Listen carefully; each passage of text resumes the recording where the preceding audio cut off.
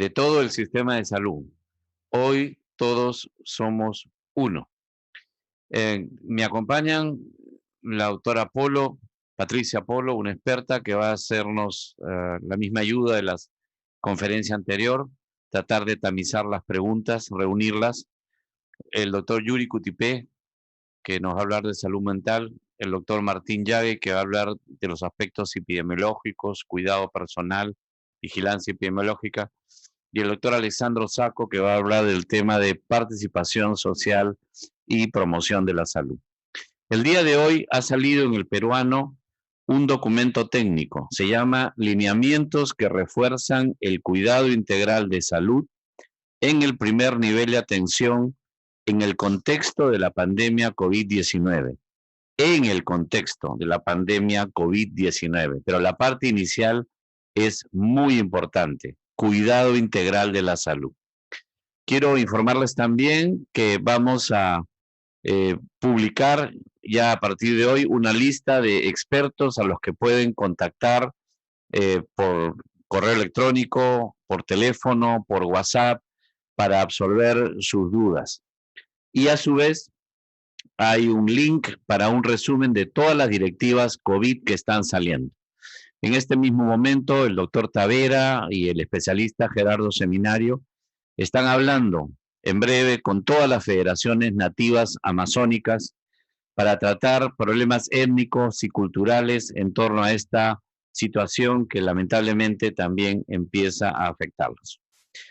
Quiero decirles que la directiva que ha salido es muy flexible.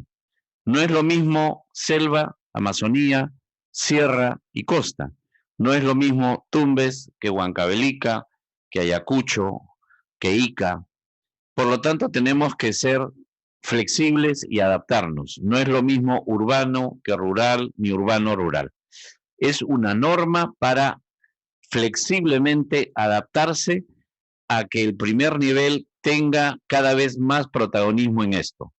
Y no por las semanas en que duren las máximas medidas.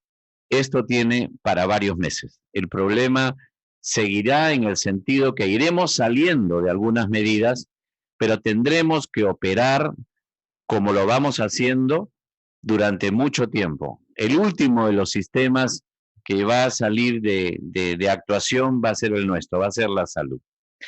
Y empiezo por citar algunos aspectos flexibles, cada uno lo adapta a su realidad, de esta directiva. Primero, triaje diferenciado. Quiero dar algunos ejemplos. Si usted tiene un establecimiento lo suficientemente grande con 2 puertas de entrada, una puerta genera una ruta solo para los sintomáticos respiratorios, dentro de los cuales puede estar el COVID, siempre sin generar ni colas ni aglomeración de personas. Y otra puerta para la ruta de todos los demás, porque la diabetes, la hipertensión, la desnutrición, la anemia, el dengue, la hepatitis, todos esos problemas que nos siguen afectando, que se pueden agravar si no los atendemos, también pueden matar. Pero tenemos que hacer un triaje diferenciado.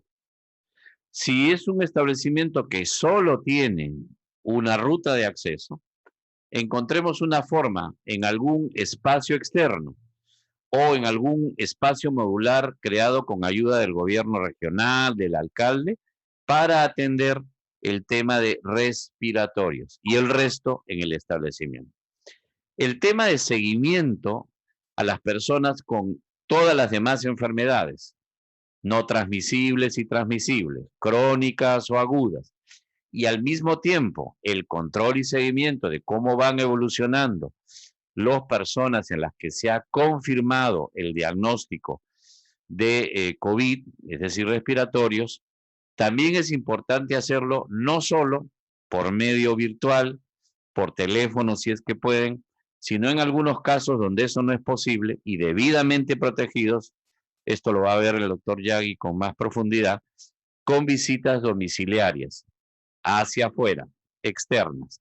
El seguimiento es fundamental. Les repito lo que nos dijo el otro día el experto peruano desde Alemania.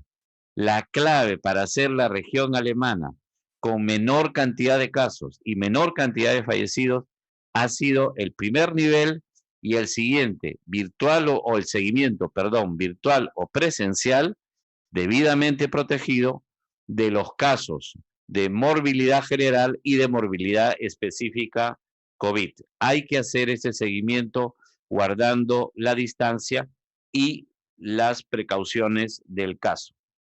Es decir, nuevamente, visitas diferenciadas. Hay que, de alguna manera, también manejar el tema de suministro de medicamentos.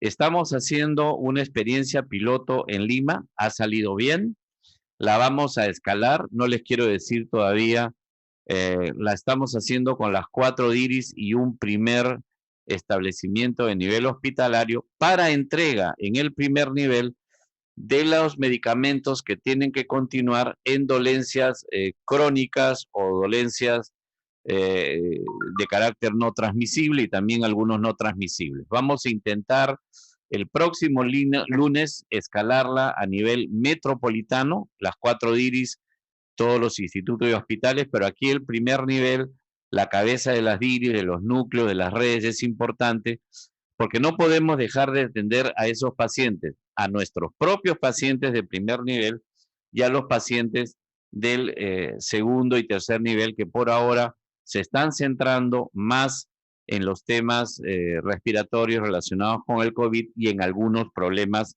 crónicos, pero no en todos. Finalmente, para ya pasar con otros temas de la experticia, es decir, hay que usar todos los recursos ingeniosos que el primer nivel los tiene para aumentar nuestros temas de intervención, y eso es lo que la directiva nos permite hacer.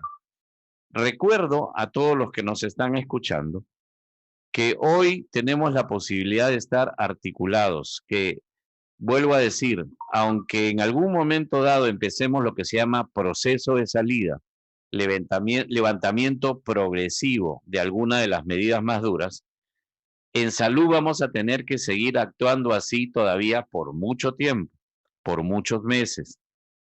No se asusten que no va a ser esa la situación del aislamiento social obligatorio. En algún momento se levantará.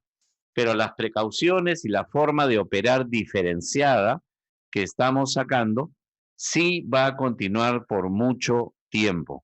Y por eso es que se ha sacado esta directiva y se están sacando otras más que van a ser resumidas para que estén a disposición de ustedes, que les permitan actuar de una manera tranquila y cuidándose también. Los casos que se van produciendo en algunos sitios nos hablan del problema que significa la aglomeración de las personas. Es decir, que de alguna manera estamos con una oferta de triaje diferenciado, hay oferta ambulatoria, hay que intensificarla, tiene el primer nivel que tener un gran protagonismo, pero sobre todo hay que hacer educación popular. La gente tiene que entender que debe quedarse en su domicilio ahora y que hay conductas que tendrán que mantener en el tiempo, aunque en algún momento ya termine la reclusión, la estancia obligatoria en domicilio. Aunque eso en un momento termine, hay un montón de medidas de carácter sanitario que hay que mantener. Vamos a retomar este tema más adelante y por favor le pido ahora al doctor Martín Yagui que asuma el tema de la parte epidemiológica, el tema de cuidado epidemiológico, el tema de vigilancia epidemiológica. El doctor Martín Yagui, como saben, es médico epidemiólogo, saludista público, es director de la Oficina General de Epidemiología y actualmente es asesor del Ministerio de Salud en el área del Viceministerio de Salud Pública. Van a notar que todos estamos con máscara. Todos estamos por encima de los 60, creo, me parece. Y algunos tenemos comorbilidad, pero estamos aquí porque tenemos que estar al lado de ustedes. No solo de manera semipresencial o digital, en algunos casos de manera presencial, y asumimos el riesgo y la responsabilidad porque ustedes también lo están haciendo y no los podemos dejar solos con esta tarea. Adelante, doctor Yagui. Muchas gracias, doctor Carbone. Aunque me subió un poco la edad, pero no hay problema, estamos cerca de los 60. Un poco complementando la exposición de la semana pasada, es hablarles un poco de control de infecciones en el primer nivel de atención, ¿no? Algunos que está en todas sus normas de la OMS, de la OPS, del CDC de Estados Unidos y de todas las agencias de control de enfermedades del mundo, su mecanismo de transmisión está en función del tamaño de la partícula. La siguiente. Recordábamos que hay 3 tipos de mecanismos de transmisión en general que mayormente se producen en establecimientos de salud. Recordemos también que la transmisión por el nuevo coronavirus básicamente se hace por gotitas y por contacto, y cuando generamos procedimientos que generan aerosol, puede haber una transmisión por vía aérea, o sea, con partículas de menos de 5 micras de diámetro. Procedimientos que generan aerosol son los que mayormente se hacen en hospitales. En el primer nivel de atención, probablemente los procedimientos que generan aerosoles son, por ejemplo, a la hora de tomar la muestra con un hisopado nasofaringeo, muchas veces, y eso lo hemos visto, ocasiona la tos, ¿no?, de la persona a quien uno está muestreando, pero también si mantienen activo sus servicios de odontología, entonces también ahí puede haber una gran generación de partículas muy pequeñitas y por lo tanto también de transmisión aérea. Y otra área en donde también puede haber transmisión aérea sin ser COVID son las áreas de control de tuberculosis de cada establecimiento de salud. La siguiente. ¿Qué diferencias hay entre la transmisión por gotitas y por aerosoles? Primero, que la transmisión por gotitas, la transmisión no va más allá de 1 metro, 1,5 metros.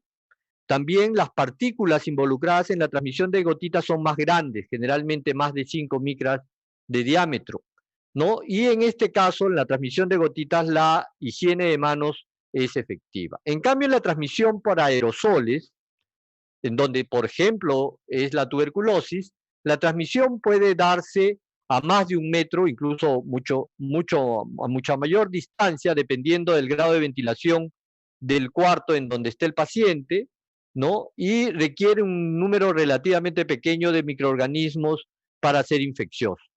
La siguiente. También la dinámica de la transmisión dentro de establecimientos de salud. Lo que habitualmente pensamos es que es el paciente el infectado. Este puede infectarnos a nosotros como trabajador de salud, a otro paciente que viene por otra causa, ¿no?, una diabetes, por ejemplo, o a las visitas o a quien acompaña al paciente. Pero también es el acompañante del paciente que puede estar infectado e infectar al trabajador, al mismo paciente que acompaña o a otros acompañantes dentro del primer nivel de atención. Pero también lo más grave también es que nosotros estemos infectados como trabajadores de salud, infectar a nuestros colegas, a nuestros pacientes o al acompañante de estos pacientes. La siguiente. Y también hay que tener en cuenta que hay una serie de factores de riesgo, muchos dependientes del paciente, ¿no? Pacientes ancianos, con muchas comorbilidades, pero también factores dependientes del ambiente, ambientes de atención mal ventilados, ¿no?, mal diseñados, o también factores que dependen de nuestras propias prácticas de atención. Por ejemplo, de repente, yo soy un trabajador de salud que no me lavo las manos, pues, ni antes ni después de atender al paciente. O también en plena epidemia o en plena pandemia de COVID no uso la mascarilla, ¿no?, y lo atiendo, digamos, sin ello. La siguiente. Para ello, entonces, ¿qué hacer? ¿Cómo el primer nivel de atención se debe organizar para enfrentar esta pandemia y cualquier otra infección que se pueda producir o llegar al establecimiento de salud? Básicamente 3 medidas. medidas de control administrativo, de control ambiental y de protección respiratoria, en ese orden de importancia. Primero, las medidas de control administrativo. Segundo, nivel de ambientales. Y por último, la protección respiratoria. En ese orden. Si nosotros de frente vamos a la protección respiratoria y no hacemos las medidas de control administrativo, entonces como que el plan no es efectivo. El control administrativo tiene por objetivo reducir la exposición del trabajador y pacientes al patógeno, en este caso al COVID. Las medidas de control ambiental buscan reducir la concentración de partículas infecciosas en el ambiente, y la protección respiratoria protege al personal de salud en áreas donde la concentración de núcleos de gotitas infecciosas no pueden ser reducidas, sobre todo por las otras dos medidas anteriores. La siguiente. Entonces, las medidas de control administrativo son medidas gerenciales para reducir el riesgo de transmisión de COVID al prevenir la generación de núcleos de gotitas. Por ejemplo, esto es un centro de salud de primer nivel de atención de un país extranjero, si no me equivoco, de Centroamérica. Imagínense, ven lo hacinado que está este establecimiento de salud. En plena pandemia eso sería un pecado, un crimen, ¿no es cierto? La siguiente. ¿Cuáles son estas medidas de control administrativo? Ya lo mencionó el doctor Carbone, el triaje. Diferenciar cuáles tienen síntomas respiratorios de los que no tienen síntomas respiratorios. Inmediatamente los separamos la sala de espera, ¿no es cierto? Por un lado los que tienen síntomas respiratorios y por otro los que no. Tercero, el diagnóstico oportuno. Cuarto, la evaluación del riesgo de transmisión dentro del centro de salud. Esto es clave. Dentro de nuestro centro de salud, nosotros debemos saber cuáles son las áreas de mayor riesgo de transmisión.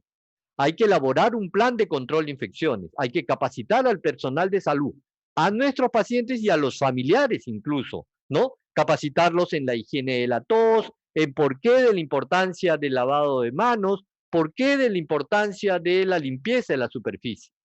Y el tercero y por último, el monitoreo de la infección en trabajadores de salud, que ya el ministro ha hablado en varias oportunidades y en sus exposiciones. La segunda medida que hemos hablado son los controles ambientales. Y acá en primer nivel de atención, básicamente es maximizar la ventilación natural. También puede haber una ventilación mixta, abriendo ventanas, pero también teniendo un ventilador de pared o de mesa.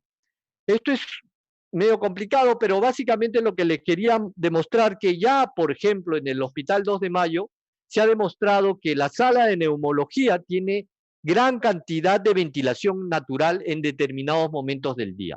Mucho más incluso ventilación que nos los da los equipos electromecánicos en salas de aislamiento de hospitales. La ventilación natural es la técnica más sencilla y menos costosa. Debemos asegurar una ventilación cruzada, evitando los cortocircuitos, ¿no? Abriendo nuestras ventanas, nuestras puertas. Hay que priorizar el flujo libre del aire a través de ventanas y puertas. Hay que considerar, obviamente, el tipo de clima del país o región, ¿no? Si estamos a 5.000 metros sobre el nivel del mar, de repente en Pasco, ¿no? Y hay 0 grados de temperatura, obviamente esta recomendación queda probablemente sin efecto. Y lo que debemos hacer, por ejemplo, en nuestra posta o centro de salud es esto. Tenemos ventanas contrapuestas, hay que abrirlas lo más que se pueda. Lo que también hay que ver y a futuro es el tipo de diseño de ventana en nuestros centros de salud. Generalmente las ventanas que vemos en centros de salud son ventanas para casas, ¿no? Entonces, lo que tenemos que promover en las ventanas de los establecimientos de salud es la gran apertura. Por ejemplo, las ventanas que ven ahí tienen un 50% de apertura máxima. No hay forma de abrirlo más, ¿no? Y hay una apertura en ambos lados. Eso permite el flujo continuo del aire. Esto es lo que no debemos hacer, por ejemplo. Estantería que obstruye las ventanas y por ende el paso del aire. Esto, por ejemplo, es una sala de espera que no debemos hacer, ¿no es cierto? Gente muy pegada, hacinada, ¿no? Y la tercera medida, protección respiratoria. Mascarillas versus respiradores. ¿Qué debemos usar en este contexto del coronavirus? El objetivo de la protección respiratoria es proteger al personal de salud en áreas donde la concentración de núcleos de gotitas no puede ser reducida adecuadamente por medidas administrativas y ambientales. Las mascarillas quirúrgicas, las que le han visto al doctor Carbone y a mí puestas, evitan la propagación de los microorganismos de la persona que la lleva puesta a otros mediante la captura de partículas húmedas grandes cerca de la nariz y boca. ¿Quiénes deben usar mascarillas quirúrgicas? El personal de salud, también los pacientes sospechosos o infectados y los familiares acompañantes. Los respiradores son respiradores elaborados con una eficiencia de filtro del 95% para partículas de 0 micras de diámetro. Hablando en cristiano, son mascarillas que tienen filtros especiales que impiden el paso de partículas muy pequeñitas. Y ustedes han hablado de N95. ¿Qué significa ese N95? ¿Qué significa el 95? Es la eficiencia de filtración. Las N95 filtran hasta un 95% de partículas de hasta 0 micras de diámetro. Pero también pueden haber respiradores N100, porque filtran el 100% de las partículas. ¿Y por qué N? ¿Por qué llamamos N? Porque estos filtros, estos respiradores, no resisten a los aceites. ¿Qué quiere decir? Les cae una gotita de aceite y se malogró el respirador. Pero también hay otras partículas, otros respiradores llamados R, que son resistentes a los aceites, pero no lo utilizamos en medicina. Lo utilizan los mineros o en otras industrias. O las respiradores P, que son a prueba de aceite. Pero también, esa es la clasificación norteamericana. Y hay otra clasificación, la europea. En algunos respiradores que ustedes compran van a ver las siglas FFP, FFP2, que son el equivalente al N95. Pero esto por la clasificación europea. Yo lo dejo ahí porque ya el doctor Carbone me ha dado el stop de los 11 minutos, me ha tolerado un minuto más, así que lo dejo ahí. Veremos con el doctor Yagui en las preguntas y además le confirmo que todas las presentaciones estarán colgadas dentro de un rato y que además a los 1500 que nos están escuchando compartan con sus amigos, con sus compañeros, con todos aquellos que están trabajando en el primer nivel, que en YouTube esto va a estar colgado el día de hoy para poder repetirlo. Mientras se va acercando el doctor Cutipé, otro ejemplo de flexibilidad que hemos dicho de triaje diferenciado es si tenemos establecimientos cercanos, se puede escoger que un establecimiento atienda todo lo que es respiratorio, con todas las protecciones, con todo lo que ya hemos dicho, y otro establecimiento se dedique a lo que no es respiratorio y dentro de ellos COVID. Triaje diferenciado, distintas modalidades, seguimiento de las personas, cuando se puede de manera virtual, cuando es necesario de manera presencial. Presento al doctor Yuri Cutipé. Él es médico psiquiatra, especialista en salud mental. Nos va a dar buenas noticias también en ese sentido para ustedes. Y él es el responsable de la estrategia de salud mental del Ministerio de Salud. Adelante, doctor Cutipé.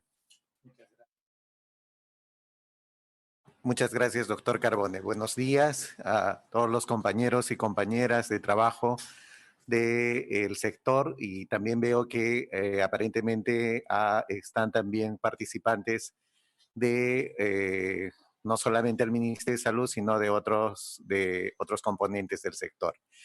Sí, los lineamientos que refuerzan el cuidado integral de salud en el primer nivel de atención en el contexto de la pandemia COVID-19, considera el lineamiento 5 movilizar recursos para brindar el cuidado de la salud mental en el contexto de la pandemia COVID-19. Y en esta oportunidad justamente haremos referencia a la estrategia central, la protección de la salud mental del usuario de los servicios de salud y sus cuidadores, ¿no? Es decir, de los equipos de salud, especialmente en el primer nivel de atención. Y los lineamientos ustedes dirán, pero bueno, se supone que ahora estamos haciendo un énfasis en el cuidado integral de las poblaciones afectadas con COVID. ¿Y qué tiene que ver salud mental? Bueno, en realidad salud mental es una dimensión del ser humano, incluidas las personas que son afectadas por COVID, que por lo tanto se requiere tener esa mirada, la comprensión y los instrumentos de acción que puedan hacernos efectivos en la atención de las poblaciones, porque recordemos, trabajamos con seres humanos, de modo que es importante en cualquier intervención siempre tener un enfoque de salud mental, y este lineamiento 5 propone estrategias operativas justamente para hacer efectivo la atención integral. Debemos recordar que la pandemia de la población general, pero como muy bien lo ha referido tanto el doctor Carbone como el doctor Yagui, ¿no? Debemos empezar por también proteger la atención de el cuidado de contagio del personal de salud. Detrás de la pandemia de COVID-19 en el mundo, estamos viendo que está apareciendo una pandemia de pánico, ¿no? En términos de elevación de la intensidad de acción de los mecanismos de protección de las personas, de los mecanismos de protección emocional de las personas y las familias o las comunidades. Esta pandemia de pánico también afecta a la población general, pero también al personal de salud. Entonces, las noticias que venimos recibiendo de los países donde se nos ha adelantado la epidemia, ¿no?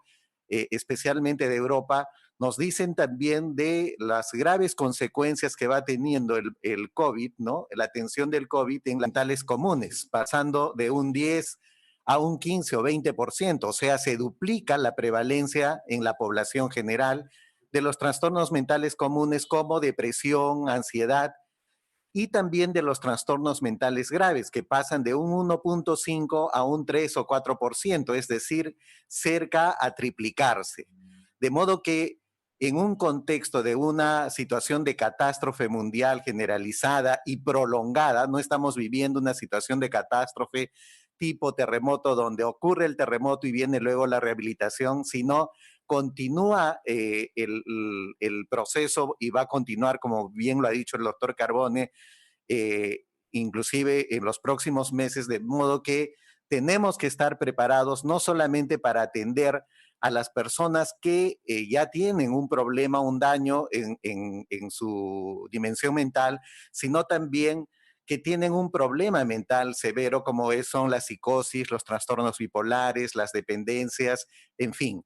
De modo que esta es una tarea que no debemos descuidar. Son dos caras que vienen configurándose en la misma moneda para efectos del trabajo en salud, que es atender la pandemia del COVID, pero también atender la pandemia de la otra cara de la moneda, que es la pandemia del pánico, de la afectación en la salud mental. Y en esto, los principios básicos: la promoción del bienestar emocional o la salud mental positiva, y este es un privilegio de especialmente el primer nivel de atención, así como también bajo la perspectiva del modelo comunitario en salud mental, la prevención del estrés psicosocial, donde están todos estos estresores que están listados, y el tratamiento de los trastornos mentales, que implica la identificación temprana en población que todavía no tiene el diagnóstico, pero también la continuidad de cuidados para quienes ya vienen previamente con algún problema, y la recuperación en términos de la recuperación de la discapacidad psicosocial en términos de recuperación subjetiva. En el documento aprobado, el objetivo del lineamiento 5 justamente es fortalecer el autocuidado y el cuidado integral de la salud mental de la población en el contexto COVID-19. Y las tres estrategias específicas están orientadas justamente al cuidado integral bajo la perspectiva de la promoción en la población general y en grupos de riesgo, así como también el fomento del autocuidado de la salud mental del personal de la salud. Para esto, el día de ayer se ha aprobado la Guía Técnica de Cuidado de la Salud Mental del Personal de Salud en el contexto COVID-19, y como parte de de las estrategias operativas a implementarse está que fundamentalmente en los hospitales y en las DIRIS o DIRESAS para los equipos de primera línea pueda generarse equipos de atención psicosocial que den el soporte no solamente en términos de atención del malestar emocional, sino también el soporte para el propio trabajo que tiene que hacerse con las víctimas de COVID. También se está implementando una línea específica en el 113 a partir de las 12 del día de hoy. Empieza a funcionar una línea específica solo para personal de salud, para la atención en salud mental, de modo que aprovecho este momento para que podamos difundir que está también el 113, tiene un pool de profesionales de salud mental que están las 24 horas programados para atender a personal de salud. Asimismo, se fomenta la continuidad de cuidados de las personas con problemas de salud preexistentes y aquellas que los presentan durante la pandemia, y el acompañamiento psicosocial tanto a las personas con COVID-19 y a las familias que perdieron un ser querido por COVID-19. Y esta parte es estratégica, porque el contexto hace que el proceso de duelo también sea muy difícil, dado de que las personas no van a poder emprender un duelo desde, por ejemplo, una ceremonia, un velatorio con cuerpo presente, dadas las medidas de bioseguridad que se tienen que respetar en el manejo, para el manejo del cadáver. Ustedes van a poder visualizar en la guía una serie de estrategias operativas que tienen, como bien lo dijo el doctor Carbone, que tienen que adaptarse a la realidad local, pero les alcanzamos estas estrategias operativas justamente para cada uno de estos grupos poblacionales, ¿no? Por ejemplo, solo para citar, en el cuidado integral de la población en general, la educación para el autocuidado, el prevenir el estigma y la discriminación de las personas, especialmente que tengan el diagnóstico de COVID-19, el sentido de comunidad, de pertenencia, de solidaridad y protección mutua en cada territorio. Respecto también al autocuidado, ya del personal de salud lo hemos detallado, pero que ustedes van a poder tener en los lineamientos varias estrategias operativas, recomendaciones para su efectivización, así como también para la identificación temprana de los problemas predominantes, como hemos detallado, tanto trastornos mentales como ansiedad y depresión, que son los frecuentes y los severos, como conducta suicida, consumo de alcohol y otras drogas, así como violencia en el actual contexto. Esto es clave, poner atención a la violencia. Hemos podido ver de repente por las noticias, en los medios de comunicación, que la línea 100 del Ministerio de la Mujer, que está dispuesta para problemas de violencia, ha dado cuenta de la alta casuística que se viene teniendo en este mes en comparación a los meses semejantes del año anterior respecto a la violencia, especialmente contra los niños y en especial el abuso sexual o la violencia sexual. Quiero referirme que todas estas estrategias tienen una perspectiva de acompañamiento psicosocial. Desde el punto de vista de la salud mental comunitaria, no hablamos de contención emocional. No se tiene que contener las emociones, pero sí se tiene que acompañar en el proceso emocional en este contexto de amenaza, y tiene que ser con una perspectiva social, es decir, de ayudar a resolver los problemas desde la acción de salud. Y en esto es clave los primeros auxilios psicológicos. La próxima semana, probablemente el lunes, estará aprobada la guía de primeros auxilios psicológicos, que es lo que todos debemos saber como operadores de salud, sin ser especialistas, para ayudar a otra persona en situación de crisis, ayudar a activar las estrategias de afrontamiento de manera eficaz que ayuden a recuperar el equilibrio emocional y prevenir la aparición de problemas de salud mental. Observar, escuchar y conectar empáticamente, comprensivamente y desde una perspectiva de la salud. Solo quiero terminar citando algo que dijo hace casi un año el presidente justamente en el discurso de Fiestas Patrias. En salud estamos cambiando la forma de atender la salud mental en el Perú, de grandes hospitales a redes de servicios comunitarios. Probablemente la batalla se vencerá si somos eficaces desde las redes de servicios comunitarios, es decir, desde el primer nivel de atención en nuestro país. Muchas gracias. Gracias, doctor Cutipé. Lineamientos que refuerzan el cuidado integral de salud en el primer nivel de atención. Gracias, doctor Cutipé. Lineamientos que refuerzan el cuidado integral de salud en el primer nivel de atención en el contexto de la pandemia COVID-19. Resolución ministerial 182-2020, MINSA, del día de hoy, y que pretenden ayudarlos a ustedes. Ahora abordamos el tema de la participación social, de la articulación con los actores sociales, el tema de la promoción de la salud, con el doctor Alexandro Sacco. Alexandro Sacco es un experto social, ha presidido Foro Salud durante varios años. Actualmente tiene bajo responsabilidad la Dirección Nacional de Promoción de la Salud y es un gran conocedor del tema de la relación social, de la resiliencia social. Doctor Sacco. Fernando, muchas gracias. Buenos días y un saludo a todo el personal de salud que está conectado en esta mañana. Efectivamente, hay dos aspectos que tiene esta estrategia y nuestro ministro de Salud y el presidente de la República lo ha venido señalando constantemente en sus apariciones. Una es todo lo que tiene que ver con el asunto del manejo clínico de los hospitales, de su equipamiento, de todo lo que requiere una atención especializada y que está por el lado de la prestación. Pero con igual y mayor énfasis se han referido nuestras autoridades políticas a lo que tiene que ver con la acción social, la acción comunitaria, la acción en el apoyo a las medidas de aislamiento social, de distanciamiento social y a las medidas de prevención y de promoción que debemos tener en esta circunstancia. Porque definitivamente así tengamos un sistema de salud que puede absorber toda la demanda de las atenciones especializadas, el peso de la lucha contra esta pandemia va a estar en la comunidad, en la respuesta social y en todo lo que podamos hacer en estos días, en estas semanas que son fundamentales para poder hacer el cambio en esta tendencia que ya se ha explicado a través de este gráfico que el señor presidente de la República ha mostrado en Televisión Nacional hace muy poco.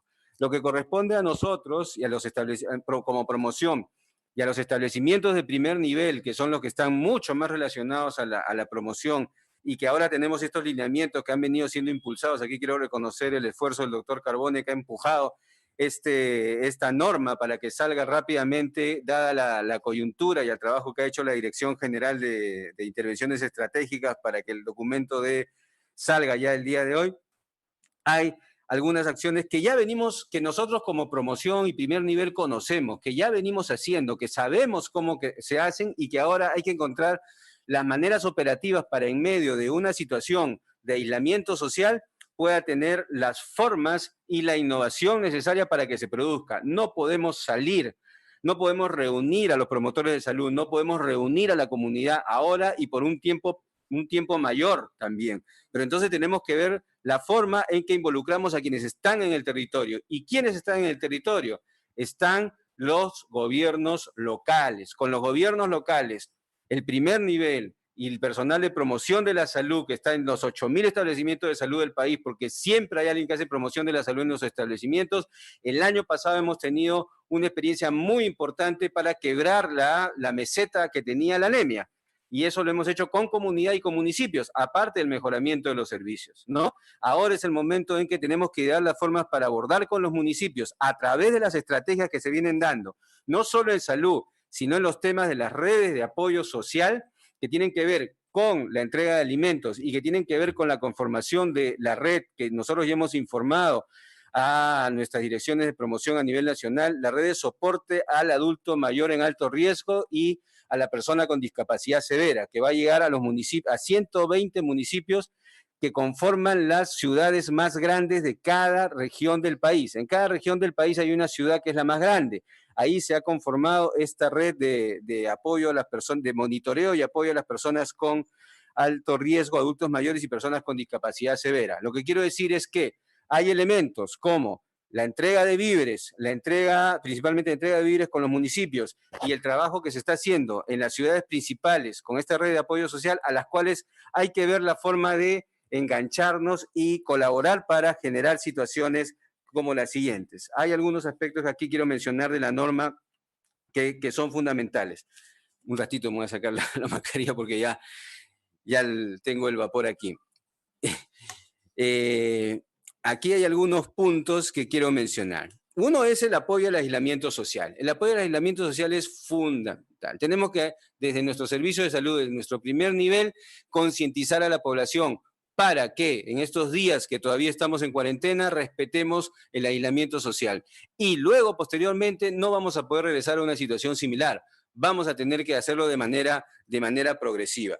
Luego hay un punto bien interesante en el cual también nosotros ya tenemos experiencia, la delimitación del territorio y su sectorización. Esto ya está hecho, yo estoy convencido y seguro que esto ya está hecho en la mayoría de establecimientos de salud del primer nivel hasta los 1-4. Ya nosotros tenemos sectorizado, ya nosotros sabemos cómo está la población distribuida. Lo que hay que hacer ahora es involucrar la lógica de la prevención y la identificación de las infecciones respiratorias agudas para poder generar los canales correspondientes entre la identificación y ya la prestación y los comandos que se tienen que constituir en las regiones. Hay que hacer la incidencia porque el Comando Nacional que está liderado por la doctora Mazzetti principalmente tiene hasta estos momentos una labor en Lima, pero las regiones han presentado planes sobre el COVID, tienen financiamiento sobre el COVID y están en la obligación de constituir instancias y comandos que permitan conducir en cada región el COVID.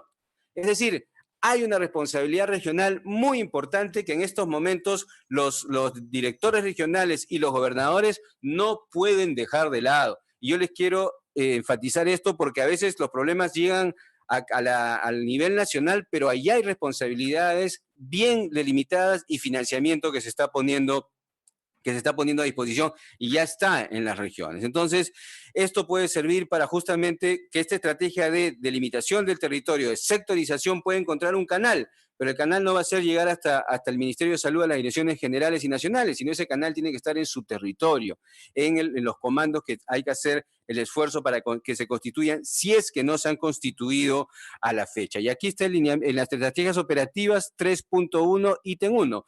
La IPRES realiza la identificación, mapeo y registro de la población con otras necesidades de salud también o problemas de salud en riesgo de agravarse y complicarse para la planificación y el seguimiento. Es completamente claro el ítem 1 del punto 3.1 de las estrategias operativas y nosotros ya lo venimos haciendo. Entonces hay que pensar ahí en los establecimientos con promoción, con las otras áreas, con adulto mayor, con discapacidad, con salud mental, con inmunizaciones también que tiene que ver bastante para la protección de las vacunas en población adulta mayor cuando éstas se reinicien, porque hay un periodo de postergación, ver cómo abordamos el territorio de la mejor manera.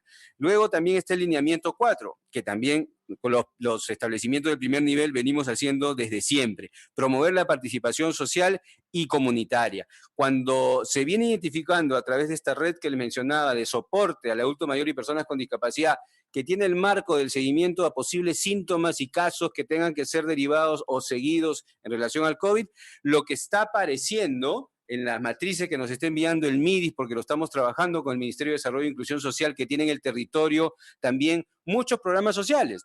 MIDIS tiene pensión, cuna, juntos, Caliwarma, que están en el territorio y hay que asociarnos con ellos. Es el momento en el cual tenemos que hacer de lo intersectorial una práctica porque la población ahora lo necesita que todos los que somos Estado nos pongamos al servicio de la población. Cerrando ese paréntesis.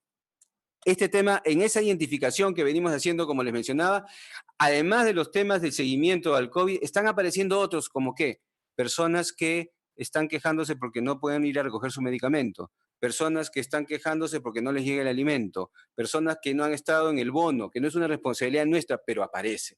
Entonces, en esta articulación en el territorio, en nuestros consejos locales de salud, en nuestras instancias de articulación local que ya están instaladas en la mayoría de los distritos del país, ahora no nos podemos reunir presencialmente, pero virtualmente podemos generar condiciones y va a haber mucha necesidad de asistencia social.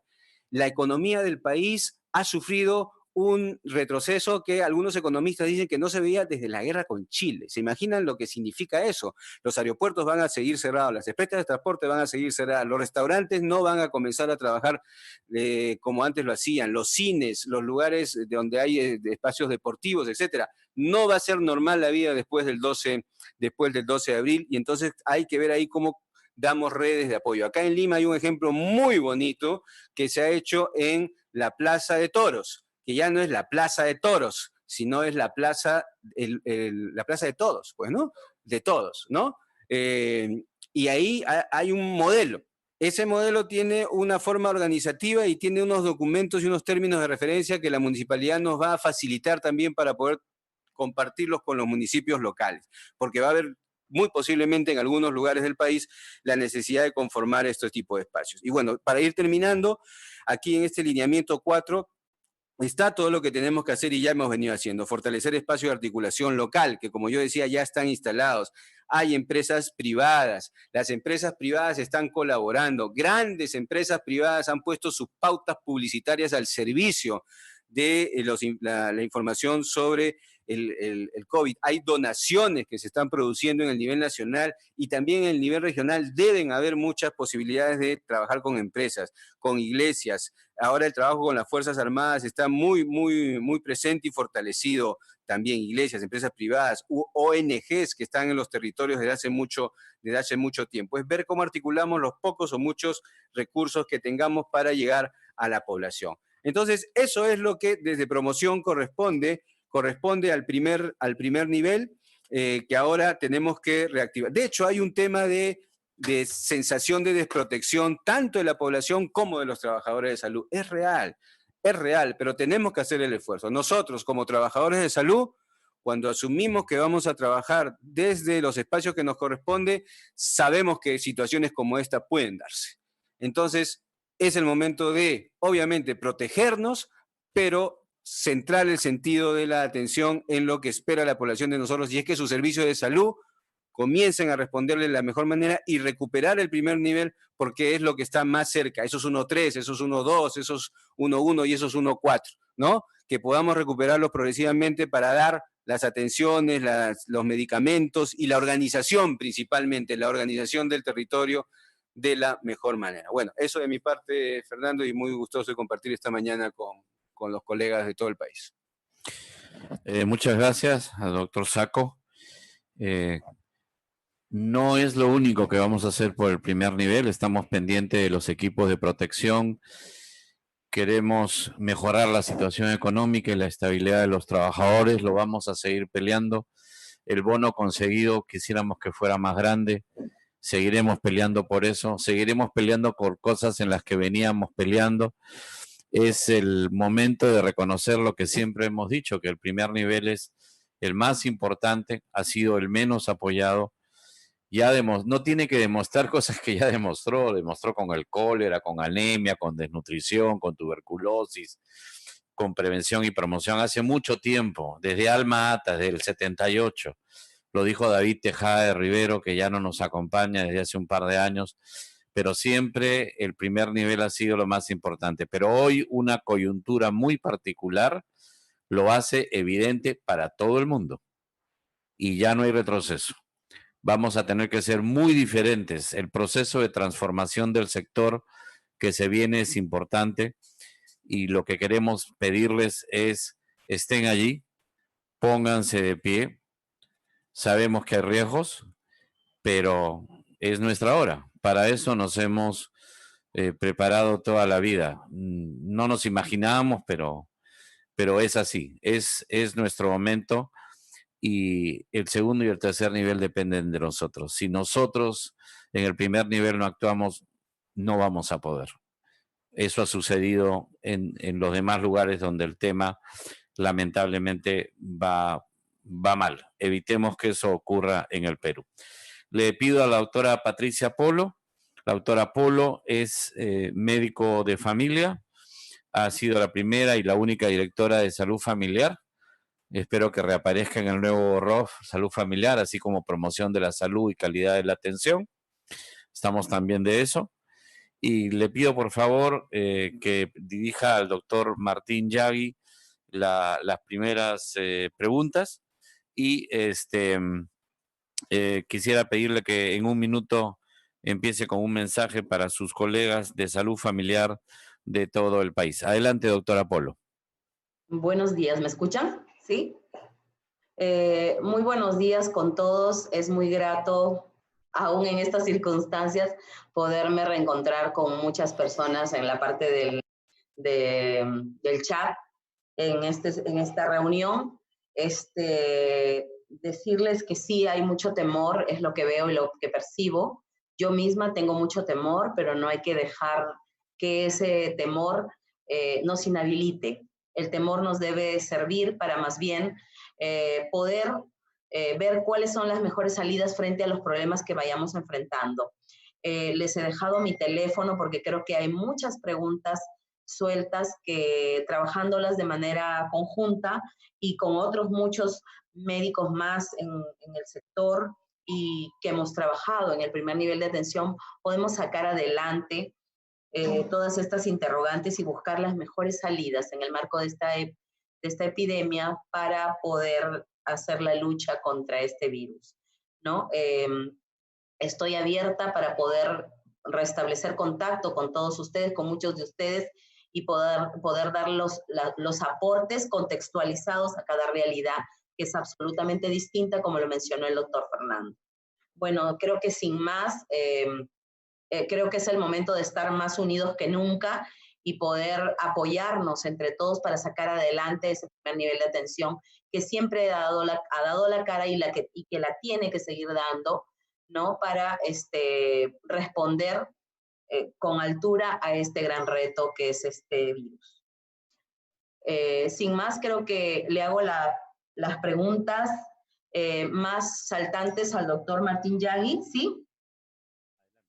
Muy bien, la primera pregunta, y que creo que se repite muchísimo, es ¿cómo los establecimientos de salud van a hacer en el marco del aislamiento social con el seguimiento de lo que antes se hacía normalmente? Por ejemplo, gestantes, salud sexual y reproductiva, que era la entrega de métodos, ¿no? Al paciente TB, ¿no? Y otros grupos vulnerables como anemia, entre otros, ¿no? Entonces, esa es la pregunta que ha salido mucho en el chat, ¿no? Adicionalmente tengo otras preguntas para el doctor Yagui sobre vigilancia y cuidados, pero esa sería la primera. Experiencias al respecto. Claro, o sea, ¿cómo el personal de salud va a hacer su proceso de atención, sea en el mismo establecimiento o en visitas domiciliarias a pacientes no COVID? Lo debe hacer portando su mascarilla quirúrgica, ¿no es cierto? También privilegiando la higiene de manos, ¿no? Si su mano está visiblemente limpia, uno puede usar alcohol gel antes del proceso de atención y luego del proceso de atención, ¿no? Ese es obligatorio. Pero si las manos están visiblemente sucias, uno no debe usar alcohol gel, sino el lavado de manos tradicional. Obviamente, si uno está en una visita domiciliaria y ve que un paciente tiene síntomas respiratorios, uno fue a hacer una visita domiciliaria a un paciente, qué sé yo, un diabético, ¿no? O algún otro tipo de paciente, ¿no? En la visita domiciliaria y ve que alguno de la familia está con síntomas respiratorios, obviamente hay que extremar las medidas, pero ya de inicio, al hacer la visita domiciliaria, uno tiene que aplicar lo que hablamos la charla anterior, que son las precauciones estándar, que son precauciones que todos debemos tomar independientemente si el paciente al cual vamos a atender tiene o no una infección, ¿no? Y eso implica la higiene de manos, el uso de equipo de protección personal de acuerdo a la actividad médica que vamos a hacer o de atención de salud, las precauciones que uno debe tener con la higiene respiratoria y también con la limpieza de superficie. Por ejemplo, si uno va a la casa de un paciente, ¿no? uno también tiene que cuidarse de las superficies con las cuales uno va a estar tocando, ¿no? Probablemente uno, para hacer la receta, ¿no?, correspondiente en la visita domiciliaria, uno toca la mesa, ¿no es cierto? Uno, obviamente, antes de salir, tiene que hacer la higiene de manos con el alcohol gel respectivo, ¿no? Obviamente, siempre y cuando no nos hayamos, digamos, manchado la mano con alguna secreción durante el proceso del examen. Entiendo que el programa, la Dirección Ejecutiva de Control de Tuberculosis ha dado recomendaciones muy específicas para el manejo de los casos en tiempos de la pandemia. Yo sugiero al doctor Carbone que para una próxima videoconferencia se invite a la directora de la Dirección Ejecutiva de Tuberculosis para que hable específicamente de cómo estamos haciendo el control de la tuberculosis en contextos de la pandemia y de cuarentena, toque de queda, etcétera. Igual también sería muy provechoso invitar a la directora ejecutiva de enfermedades no transmisibles para que nos cuente un poco qué estrategias se está tomando en las diferentes patologías no transmisibles, por ejemplo, con hipertensos, con diabéticos, ¿no es cierto? ¿Por qué? ¿Por qué digo estas dos enfermedades? Porque cuando uno revisa las comorbilidades más frecuentes en los casos confirmados están la diabetes y la hipertensión a la cabeza. Entonces, también necesitamos conocer cómo vamos a manejar a estos pacientes, ¿no? Lo que les he mencionado es en relación a... Y se va preparando el doctor Cutipé para su segunda intervención. Efectivamente, nuestros indicadores se van a afectar. Está pasando en todos los países. Se va a afectar desnutrición, se va a afectar anemia, se va a afectar tuberculosis, hipertensión, diabetes, dengue, malaria, hepatitis, pero lo que estamos intentando es que no se afecte tanto que el retroceso sea grave, tanto en fallecidos como en disminuidos, la muerte materna que no aumente, la muerte neonatal que no aumente, los problemas de crecimiento y desarrollo, o sea, y eso solo lo puede hacer el primer nivel. El primer nivel en este frente de batalla es la primera línea. Entonces, la oferta flexible, y como dice el doctor Yagui, el tratar de que todos los temas no COVID no queden rezagados y olvidados, es de una importancia muy importante. Quiero reiterarle a los que nos están escuchando, a los miles que nos están escuchando, que les vamos a hacer llegar por este medio y otros una lista de expertos a los que van a poder contactar por teléfono, por WhatsApp, por correo electrónico, para poder presentar inquietudes y que les respondan. Y también un espacio virtual que está generando la biblioteca del MINSA, donde se están resumiendo todas las directivas que están saliendo para luchar contra el COVID. Doctora Polo, adelante con la primera pregunta para el doctor Cutipé. Perfecto. Doctor Yuri, buenos días. Hay gran preocupación por si el equipo debe, en el aislamiento domiciliario, debe incluir algún personal de salud mental como el psicólogo. Lo otro es si los centros de salud mental comunitaria se abrirán a más pacientes o seguirán siendo solo para pacientes sí. ¿Y cómo se llama? ¿Y qué hacer frente al temor que tienen el personal de salud por no contar con los equipos completos? Igual protegerse. O sea, no hay ningún mecanismo mental que aleje el virus, ¿no? O sea, el único mecanismo es justamente, tienen que ver con las recomendaciones que el Ministerio de Salud da para el autocuidado frente al virus y que lo ha reiterado muy bien el doctor Yagui, ¿no? De modo que no somos inmunes per se, sino tenemos que usar los mecanismos de bioseguridad que se han recomendado de todas maneras. Si no, el miedo es normal, si no se usa, ¿no? De otro lado, respecto debemos decir que, como bien lo ha referido el doctor Carbone, pero le faltó agregar el tema de los problemas de salud mental. O sea, y habíamos dicho en la presentación, normalmente hay una alta prevalencia en las poblaciones de los problemas mentales y en situaciones de catástrofe se duplican estas frecuencias, de modo que la ola de población con estos daños, estas afectaciones, va a seguir siendo, va a ser mucho mayor en próximas semanas. Felizmente Perú, felizmente es uno de los 3 países de Latinoamérica que tiene reforzado su primer nivel de atención, ¿no? En una buena parte de los territorios, con los establecimientos de salud denominados centros de salud mental comunitaria que forman parte del primer nivel de atención. De modo que estamos reforzados desde el primer nivel de atención y tenemos que formar esa red de protección. Y contesto a una de las preguntas en ese sentido. Tiene que haber psicólogo. Si no hay psicólogo, tenemos que tener las competencias, y las competencias mínimas tienen que ver con dominar los primeros auxilios psicológicos, de modo que también tengamos esas capacidades para ayudar a las personas en nuestras visitas domiciliarias, a las personas que están en situación de crisis emocional, aun si no hay psicólogo, y poder hacer las derivaciones correspondientes dentro del territorio, justamente para que las personas puedan ayudar, recibir la mejor ayuda.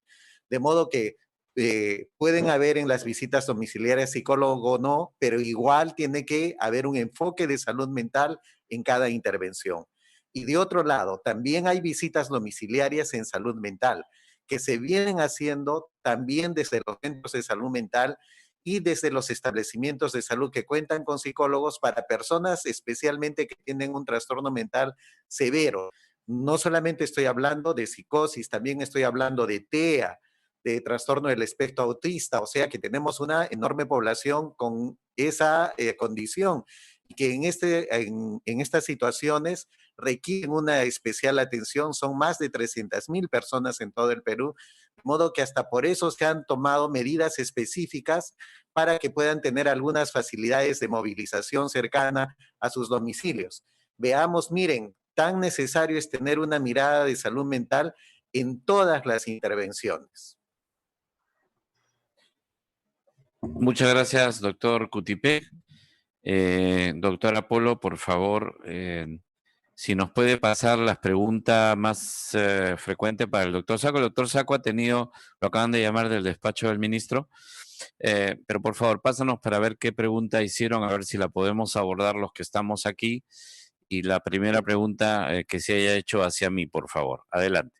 Sí, creo que podemos hacerlo. Mire, las preguntas en este marco es ¿cómo hacer para convocar a los municipios que al momento no contestan al llamado? ¿Será que es la oportunidad de establecer reuniones o mesa multisectorial, pero de manera obligatoria, ¿no? En el marco del trabajo que ya se venía iniciando a través de las redes, ¿no? ¿Y qué rol van a cumplir los sectores en el cumplimiento del aislamiento domiciliario? Porque los recursos de salud no son suficientes para poder hacerlo. Muchas gracias. Efectivamente, hay una serie de mecanismos que todos conocemos. Hay sitios donde hay COSACOS, Consejo de Salud Comunal, hay CONDECOS, Consejo de Desarrollo Comunal, hay mesa de concertación para la lucha contra la pobreza, a veces de nivel regional o provincial. Hay mesa distrital o provincial de salud. Hay muchos nombres y hay muchos espacios. Guardando el cuidado del caso, cuando se pueda virtual y si no presencial, distanciados. Acuérdense que esta emergencia la comanda salud, digo salud, no solo el ministerio. Ahí está de salud, están las sanidades. Puede haber una oferta flexible donde combinemos, por ejemplo, establecimiento de salud se dedica a todo lo que es crónico, a todo lo que no es COVID, y el del Ministerio de Salud se dedica a lo que es respiratorios y dentro de ellos COVID. Cabe dentro de la flexibilidad de la oferta. Esta norma es para el sector, no es solo para el ministerio. Y salud comanda. En este momento, salud comanda, como dijo el doctor Sacco. Necesitamos que exista, Huancavelica ya lo hizo, tiene un comando regional COVID y están formando comandos provinciales COVID, en donde los alcaldes tienen un rol importante, pero donde debe haber fiscalización activa. para que las cosas desde el punto de vista técnico, sanitario, se hagan de la mejor manera. Activen esos espacios de manera controlada. Ustedes son los que saben y pueden dar tranquilidad a todos los actores. Y eso va para el resto de sectores. Está por salir, ojalá en poco tiempo, la Política Nacional Multisectorial de Salud. Se han construido con 11 ministerios. El Ministerio de Salud ha encabezado. Y esa política, efectivamente, junta a todos los sectores en torno a la salud y en torno a temas que van a leerla, la van a leer pronto y van a darse cuenta que ojalá lo hubiéramos tenido justo para el tema COVID, pero no importa, lo importante es que salga. Y lo que señala es que quien comanda en una situación de esta naturaleza es el sector salud, eso es importante. Veo que está ahí un exministro, como saben, somos 7 exministros que estamos apoyando el sector salud.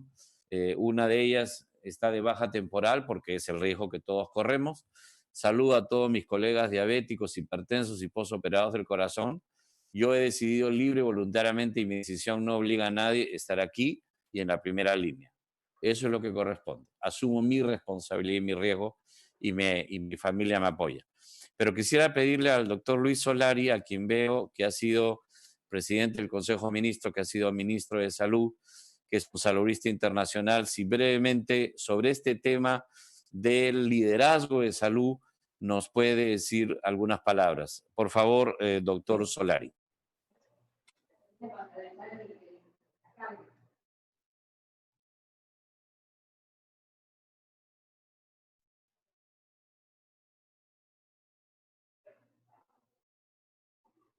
¿No se escucha?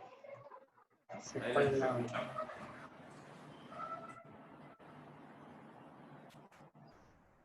El administrador tiene que habilitar mi micrófono. Ya lo escuchamos, ya lo escuchamos. Ahora sí, ya estoy habilitado.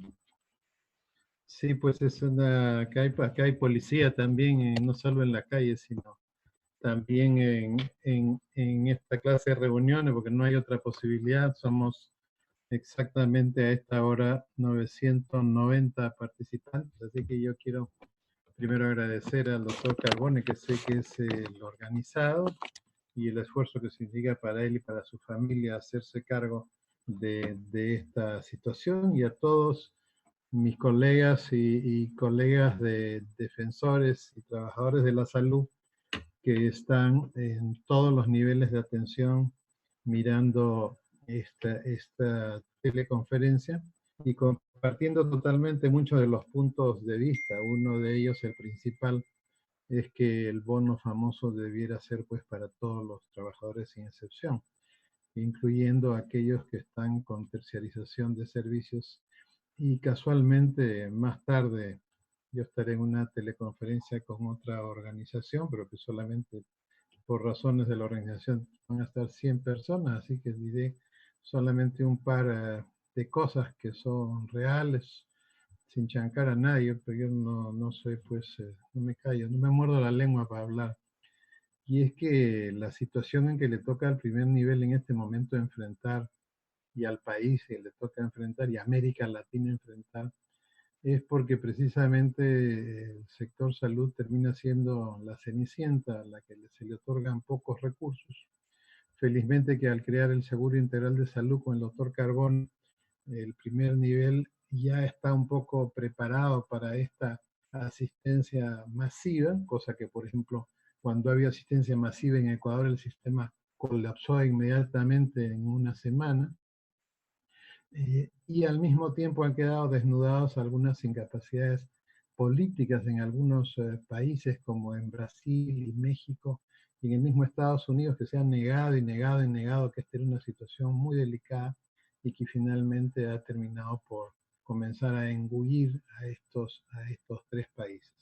Y solamente para no abusar de la confianza y de la gentileza del doctor Carbone, que con quien no había coordinado que yo hablara, es que solamente recordar a las personas que nos ven y nos escuchan que no todo depende de la ciudadanía. las 5 grandes medidas que han demostrado ser funcionantes y en las que como que se va diluyendo el tema, no se habla en conjunto, y yo quisiera volver a traerlas, es la estrategia de las 5 T's, si utilizamos las palabras en inglés. No las voy a decir en inglés, solo que para mí como regla mnemotécnica es más fácil recordarlas así. La primera es el testeo, ¿no? El tema de las pruebas que ha sido tan controversial y hemos visto personas que no atienden pacientes en ningún nivel de salud comenzar a menospreciar las pruebas serológicas, que hoy día en los últimos trabajos que se ha visto se ve el rol estupendo que comienzan a tener estas pruebas, ¿no es cierto? Por supuesto, si tuviéramos moleculares rápidas sería lo ideal, pero las 3 fábricas de moleculares rápidas solo fabrican para Estados Unidos. Europa se ha quedado solo con la fábrica de Roche, entonces para América Latina no hay esa clase de pruebas y esto nos permite una rapidez, pero hay que decir que en el tema de las pruebas nosotros tenemos alrededor de 15% de positividad. ¿Qué significa? Que el 85% que se testea relativamente, perdón, tenemos como 10% de positividad, significa que relativamente tenemos una positividad aceptable, pero lo más importante es que solamente 15% van a hospitalización. Eso significa que el 85% de las personas positivas en nuestro país, y yo soy de los que sacan unos cálculos que no sacan nuestros colegas epidemiólogos, estamos en positividad 13.7%, y lo más importante, estamos en 16% de personas que se hospitalizan. Significa que de cada 100 personas positivas, hay 84 que no se hospitalizan. Entonces, sí hay que estar preocupados porque vemos que los números se crecen, pero si nosotros mantenemos alrededor de 15% de personas que se hospitalizan, significa que la mayoría de los positivos se están atendiendo en sus casas. Y rechazo totalmente, como médico, exministro y amigo de todos ustedes, que salga gente a las redes por razones políticas, porque son políticos también, rechacen el tema de las pruebas serológicas. Entonces, primero es pruebas. Segundo es el seguimiento a los pacientes. Hong Kong, como es vecino de China, tenía un problema muy grave de flujo de infectados desde China. ¿Qué hizo Hong Kong? Enlazó sus datos de la seguridad social con los de migraciones y con los de la aduana de aeropuerto, y con eso comenzó a hacer seguimiento a través del teléfono a las personas. Nosotros tenemos 99% de penetración de celulares, por supuesto que podríamos hacer eso. Nuestro seguimiento a contactos, digamos, no es el mejor que podríamos tener. Tercero, está el quédate en tu casa, o sea, la cuarentena. Esto depende exclusivamente de las personas, ¿no? Y el distanciamiento social. La cuarta es el tratamiento. Si nosotros a los pacientes hospitalizados, que son el 15% de los positivos, le damos los tratamientos que están aceptados y sobre todo el que ha aceptado nuestro Ministerio de Salud y ha dado instrucciones que es solo para hospitalizados, nosotros tendemos, primero salvaremos vidas, segundo acortaremos la estancia y tercero liberaremos recursos para otros pacientes. Es decir, hoy día tener hospitalizados sin no darles tratamiento es como negarse a que hay un camino. ¿Que hay pacientes que hacen reacciones importantes? Sí, por eso es que tienen que estar hospitalizados. Y quinto, es obviamente el tema del cuidado de los trabajadores del sector salud. Como ustedes pueden ver de estas 5 medidas, testeo, seguimiento, tratamiento, quédate en tu casa y cuidar al sector salud, solamente hay una que depende de las personas. Y en eso sí voy a ser claro, querido Fernando y queridos amigos, no puede salir ninguna autoridad pública, ni de nuestro país, ni de otros países, a decirnos a los ciudadanos que todo depende de que si hay cuarentena o no, porque solamente hay una medida que depende de las personas. Y de estas 5, ¿cuál es el problema?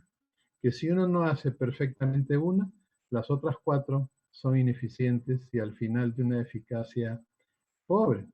La cuarentena es importante, sí, habrá que endurecerla en los sitios donde hay endurecimiento con toda seguridad, pero son 5 cuestiones que tienen que ser hechas al mismo tiempo. Por supuesto, en el primer nivel de atención se harán las que pueden ser hechas, pero inclusive el seguimiento puede ser hecho también en el primer nivel. Obviamente el tratamiento no, porque estos tienen que ser pacientes derivados, pero lo más importante para mí que has revelado en otros, de todas estas, ¿cuáles son las 2 más importantes? Primero, el cuidado de los trabajadores del sector salud. No pueden haber trabajadores sin protección contra contra esta infección. No puede haber. Y el primero que tiene que protestar es el director del hospital. No puede el director del hospital hacerse el de no se oye padre, porque no es que el tipo sea malo o bueno, sino que simplemente la logística está sobrepasada y el director tiene que decir, yo estoy aquí, nosotros estamos aquí en la línea de frontera, en la línea de trinchera, perdón, pero ya. Y segundo, las pruebas. Estos 2 elementos son absolutamente críticos, pero sobre todo el de los trabajadores de salud. No queremos ver lo que pasó en Italia. Habían ciudades en el primer nivel de atención donde en el centro de salud solo había una persona trabajando porque todos los demás estaban contagiados.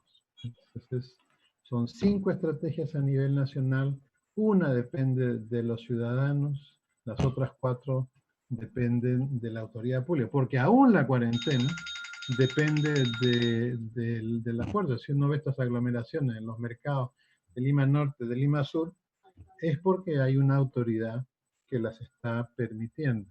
Y al final todas están vinculadas a la autoridad pública. No quiero abusar más, Fernando, yo te agradezco mucho esta gentileza y disculpa los teléfonos, pero así por rato me llaman a este teléfono que es el del Capitán América, pero yo no puedo hacer muchas cosas sino las que ustedes están haciendo. Felicitaciones nuevamente a ustedes en la cabeza y felicitaciones a todas las personas que están en la línea de trinchera luchando por lo que siempre hemos luchado, por la vida y la salud de los que menos tienen en el Perú. Muchas gracias, doctor Solari. Doctora Polo, por favor, la siguiente grupo de preguntas para el doctor Martín Yagui, por favor. Adelante, doctora Polo. Ya, perdón. El siguiente grupo de preguntas estaban en relación a los establecimientos de salud, pero creo que ya hay videos al respecto que deberían ser compartidos con las regiones. Se refiere a cómo debe ser la protección de acuerdo a los establecimientos de salud, de acuerdo a niveles y de acuerdo al triaje diferenciado. Eso es lo que preguntan. La otra pregunta respecto a protección es la duración de los EPPs, ¿no? De las mascarillas, tanto la N95 como las quirúrgicas, ¿no? Esas serían preguntas relacionadas con la protección de los recursos humanos en salud. Ok, entonces, a la primera pregunta, ¿qué equipo? La indumentaria va a depender del tipo de actividad que se va a hacer. Por ejemplo, si van a realizar actividad de triaje, se requiere una mascarilla quirúrgica, ¿no es cierto? Y una distancia de mayor de 1 metro de la zona de la entrevista del paciente. Si vamos a hacer una toma de muestra de un hisopado nasofaringio, requerimos un mayor equipamiento, ¿no? Requerimos lentes, mascarilla, mandilón, guantes, ¿no? Y guantes. Si vamos a hacer el examen de un paciente sospechoso con COVID, requerimos de igual forma el mandilón, los guantes, la mascarilla quirúrgica, ¿no? Principalmente. Y bueno, la charla es básicamente para el primer nivel de atención, pero en caso de que, me olvidaba, cuando vamos a hacer el hisopado nasofaringeo, no vamos a usar mascarilla quirúrgica simple, sino vamos a usar un respirador N95 o FFP2, ¿no es cierto? Ahora, de preferencia, un respirador que no tenga una válvula. Este es un modelo especial, pero es de preferencia que no tenga la válvula, ¿no? Hay respiradores sin válvula y esos son los que debemos usar. Hay otros respiradores cuya anatomía este es tipo tortuga, ¿no es cierto? Sin embargo, hay otros plegables que permiten el guardarlo, digamos, más fácilmente. Ahora, el reuso. Las mascarillas quirúrgicas, ¿no es cierto?, es de un solo uso, ¿no es cierto? Tenemos una jornada y obviamente esto es de usar, ¿no? Y luego de nuestra jornada, desechar. En el caso de los respiradores, la recomendación no es tan sencilla, ¿no? En otros contextos en donde la logística, como ya lo han dicho varias autoridades, la demanda de respiradores es tal que incluso Estados Unidos prohibió en un primer momento a una fábrica muy importante, la exportación de respiradores a Latinoamérica y a Canadá. Esto felizmente se ha revertido, pero es que hay una competencia, ¿no es cierto?, por apertrecharse del equipo de protección personal. Entonces, ¿qué es lo que hacemos cuando hay un stock limitado, por ejemplo, de respiradores para atender pacientes COVID? Usamos el respirador, ¿no? No lo descartamos entre pacientes, sino que primero nos ponemos el respirador y sobre el respirador nos ponemos la mascarilla quirúrgica. Entonces, lo que desechamos es la mascarilla quirúrgica entre atenciones de pacientes, ¿no? Esto es, digamos, una recomendación en época de guerra, ¿no es cierto? Porque si somos muy académicos y muy puristas, decimos, no, a cada atención desechamos. Pero eso no es la realidad. La realidad es que tenemos un stock limitado de equipos de protección personal y tenemos que recurrir a algunas estrategias que justamente el día antes de ayer, el 6 de este mes, la OMS ha publicado en su versión en inglés justamente recomendaciones del uso de equipo de protección personal en épocas en donde hay una limitada acceso o limitado stock de equipo de protección personal.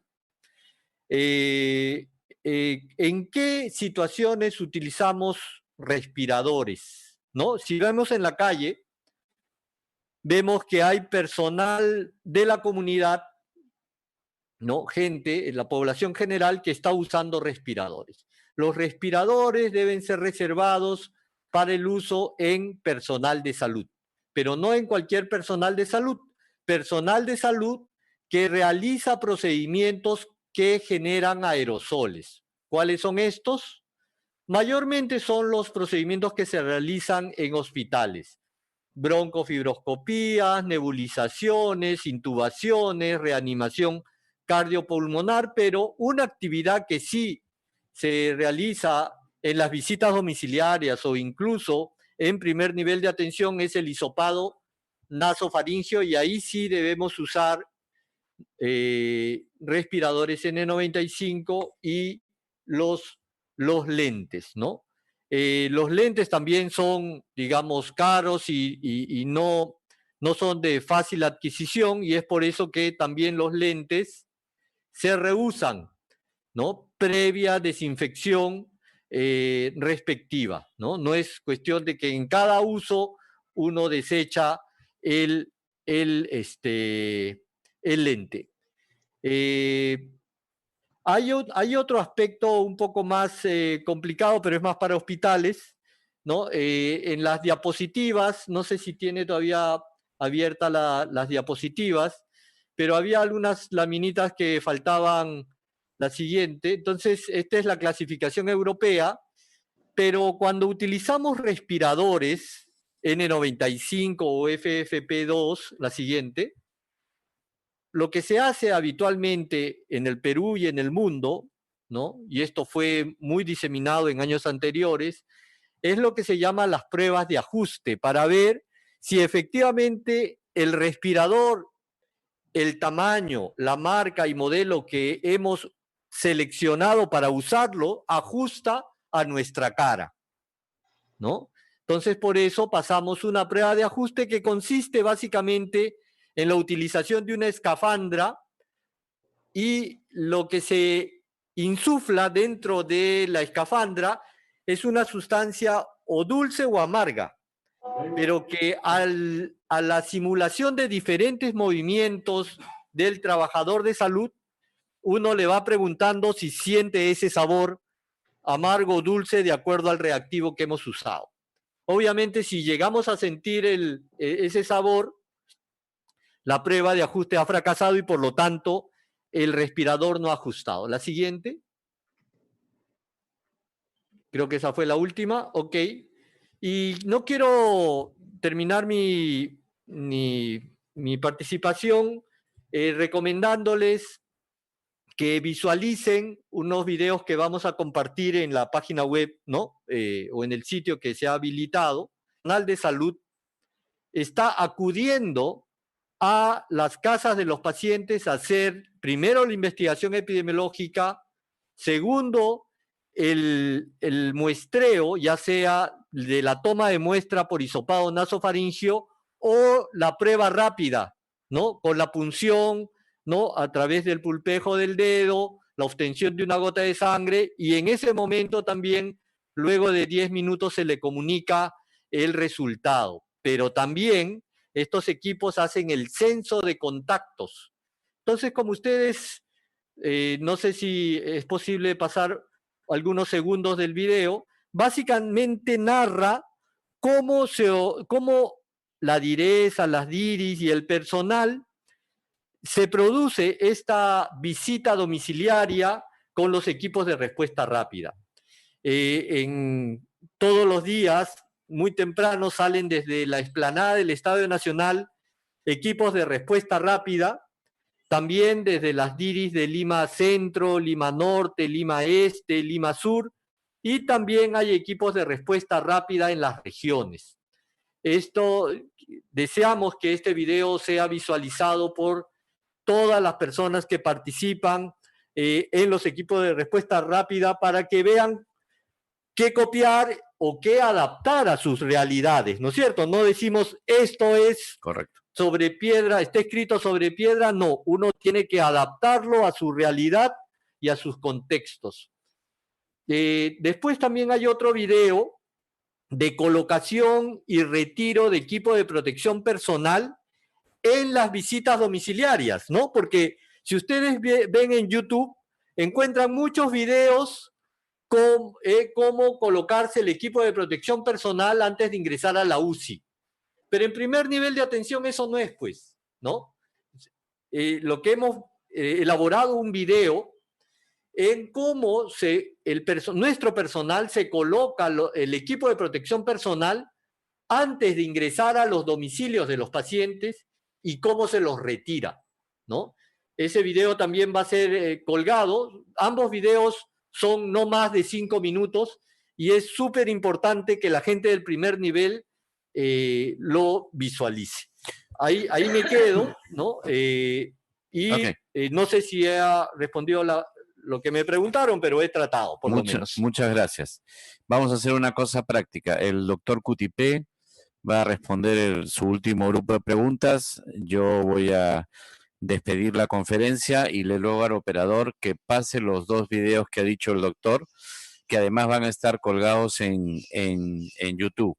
Reitero mi pedido a las diris, direzas, jerezas, repartan lo que se está enviando en equipos de protección personal. No hay nada en los almacenes. Todo lo que había se repartió, todo lo que se ha comprado se ha repartido, todo lo que se está terminando de comprar se está repartiendo. No se puede quedar en los almacenes del nivel regional.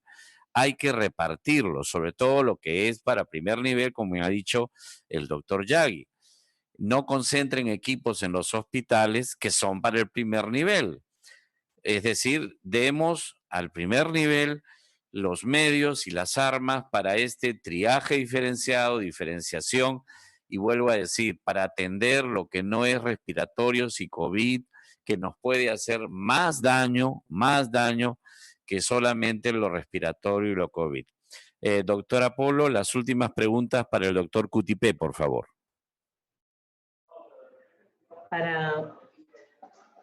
Bueno, en realidad, ¿cómo se llama? Le hice las 3 preguntas. Ya no habría alguna otra para el doctor Cutipé, ¿no? Se las junté, en realidad, ¿no?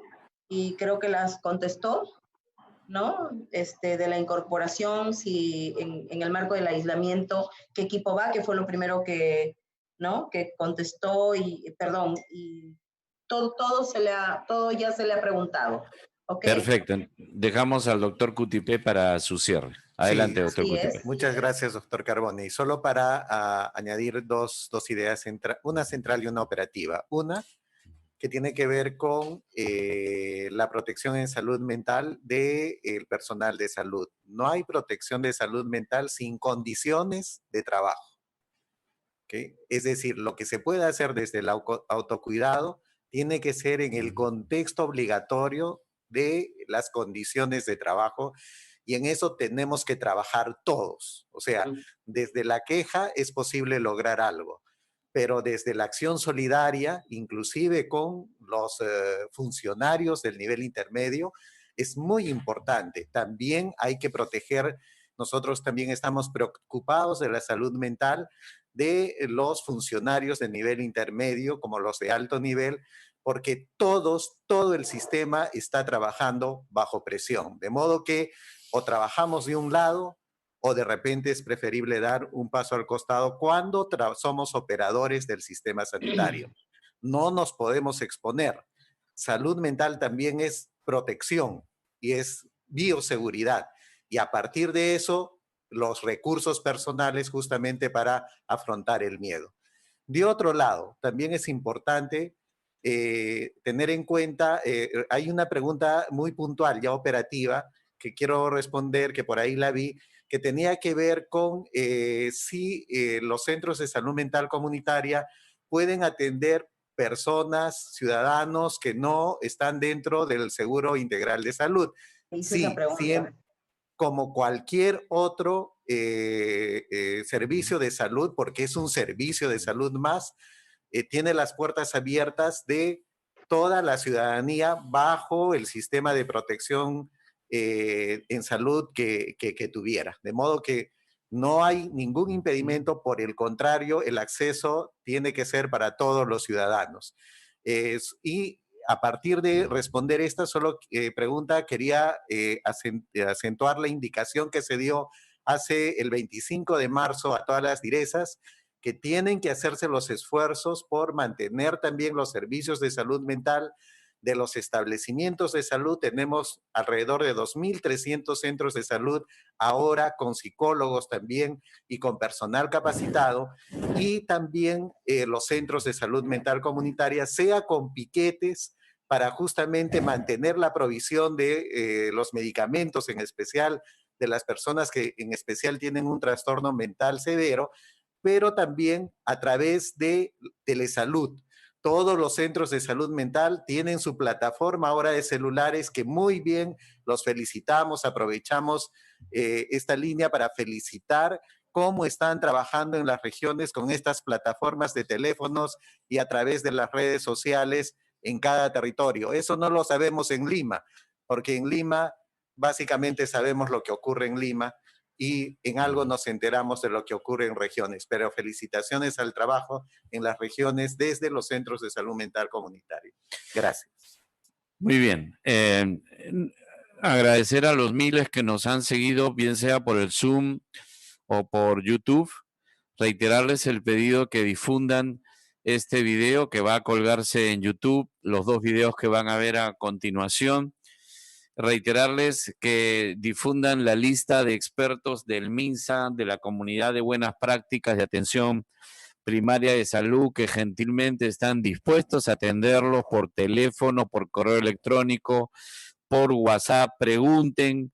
Espero que les sirva el resumen de directivas que se va a actualizar cada semana. En eso está la señora Ríos de la Biblioteca del Ministerio. Y me quiero aprovechar de lo que dijo el doctor Yagui y el doctor Cutipé, también el doctor Saco y el doctor Solari. Somos sector. Ahora estamos todos para todos. Estamos para el cuidado, lo que decía David Tejada Rivero, acuérdense, cuidado integral de la salud por todos, para todos. Está por salir, esperamos en breve plazo, una norma de intercambio prestacional construida de manera consensuada con todos los actores. Acá no se imponen cosas, acá se construyen de forma consensuada, porque es el momento de que todos atendamos a todos los que lo necesitan, donde quiera que estemos. Y eso es válido para el primer nivel, puestos, centros policlínicos, consultorios, iglesias, e-salud, ministerios, sanidades, ONGs, municipios. Cuidado integral de salud por todos y para todos. A todos ustedes una buena Semana Santa trabajando, porque vamos a estar trabajando todos los días. Eso es lo que nos toca. Pero que sea una buena Semana Santa y que nuestro trabajo, y con el mayor respeto a las creencias de cada uno, nuestra invocación ayude a que lo controlemos, a que podamos ir a una meseta en manejo aceptable en cuanto a cifra de casos, a hospitalizados, UCIs, etcétera. Y mi mayor, no sé cómo decirlo, invocación al primer nivel de atención. Los necesitamos. Sin ustedes no podemos. Debidamente protegidos, cuidados. Sabemos que todo lo que podamos seguir haciendo por ustedes no va a ser suficiente, pero haremos todo lo que podamos. Estamos dispuestos a correr los mismos riesgos que ustedes y sigamos luchando. Sigamos luchando porque esto terminará algún día, pero las nuevas formas de trabajar que tenemos ahora van a proseguir. Los dejo con los 2 videos que ha anunciado el doctor Yagui. Difundan toda la información y difundan los links de todo lo que estamos produciendo para ustedes. Hasta pronto. Muchas gracias por habernos escuchado.